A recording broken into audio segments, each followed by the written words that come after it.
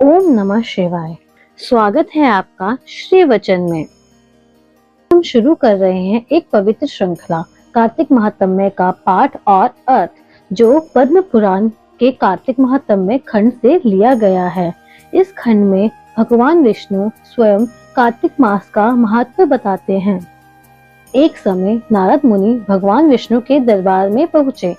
विष्णु भगवान के चरणों में प्रणाम करके उन्होंने प्रश्न किया, हे प्रभु, कृपया बताइए, साल के 12 मासों में कौन सा मास सबसे पवित्र है, जिसमें भक्ति और व्रत करने से भक्त को अनंत पुण्य प्राप्त होता है। भगवान विष्णु मुस्कुराए और बोले, हे नारद, सभी मास पवित्र है, परंतु कार्तिक मास सबसे उत्तम, पवित्र और पुण्यदायक है।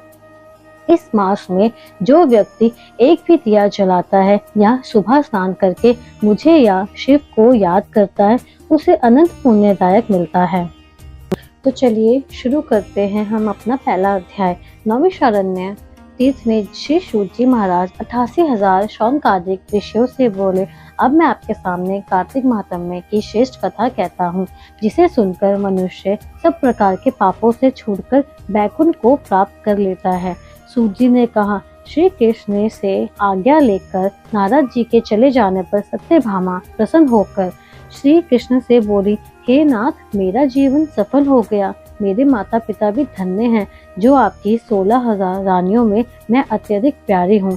मैंने वह कल्प वृक्ष आदि आपके साथ नारद जी को विधि पूर्वक दान में दे दिया है, परंतु वही कल्प वृक्ष मेरे घर में सदा लहराया करता है, जिसकी बात को मृत्यु लोक में कोई भी स्त्री नहीं जानती।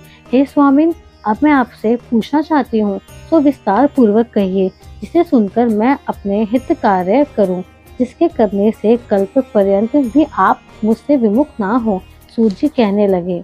सत्यभामा के ऐसे वचनों को सुनकर श्री कृष्ण जी हंसते हुए सत्यभामा की बाह पकड़कर कल्प वृक्ष के नीचे गए और बोले, हे प्रिय, 16,000 स्त्रियों में से मुझे तुम प्राणों के समान प्यारी हो। तुम्हारे लिए देवताओं और देवराज इंद्र से भी मैंने विरोध किया था।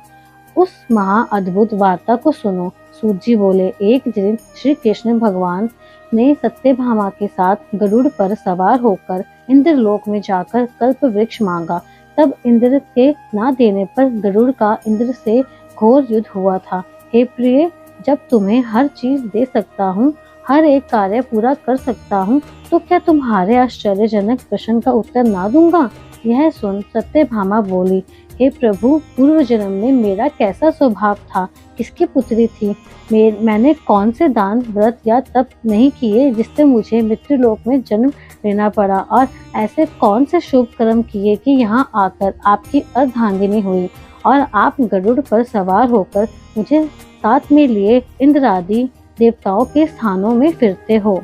तब भगवान बोले, हे कांते, तुम पूर्व जन्म में किसकी पुत्री थी, कौन से पुण्य और व्रताधिक तथा शुभ कार्य तुमने किए थे, मैं सब कहता हूँ। पूर्व समय में सतयुग का अंत में मायापुरी में अत्रि गोत्र में वेदों और यज्ञों को जानने वाला देव शर्मा नाम का ब्राह्मण रहता था। वह रोज अतिथियों की सेवा, हवन और सूर्य भगवान की पूजा किया करता था, इसलिए सूर्य की तरह तेजस्वी था। उस ब्राह्मण के बुढ़ापे में एक गुणवती नाम की कन्या हुई, जिसका विवाह उस पुत्रहीन ब्राह्मण ने अपने चंद्र नाम के शिष्य के साथ कर दिया, और वह दोनों पिता पुत्र की तरह रहने लगे। एक समय वे दोनों कुशा और समिधा लेने के लिए वन में हिमालय की तलहटी में पहुँचे, तो उन्होंने एक राक्षस को अपनी तरफ आते देखा, जिसके भय से उनके शरीर शिथिल हो गए और उनमें भागने की शक्ति भी नहीं रही। तब राक्षस ने दोनों को मार डाला। उनके धर्मात्मा होने के कारण मेरे पार्षद उनको बैकुंठ में ले गए, क्योंकि उन्होंने आजीवन सूर्य की पूजा की थी, इसलिए मैं दोनों पर अति प्रसन्न हुआ। जब वह दोनों विमान पर चढ़े हुए सूर्य के समान तेजस्वी, रूपवान, चंदन और माला धारण किए हुए बैकुंठ में आए, तब मेरे पास दिव्य भोगों के भोग भोगने लगे।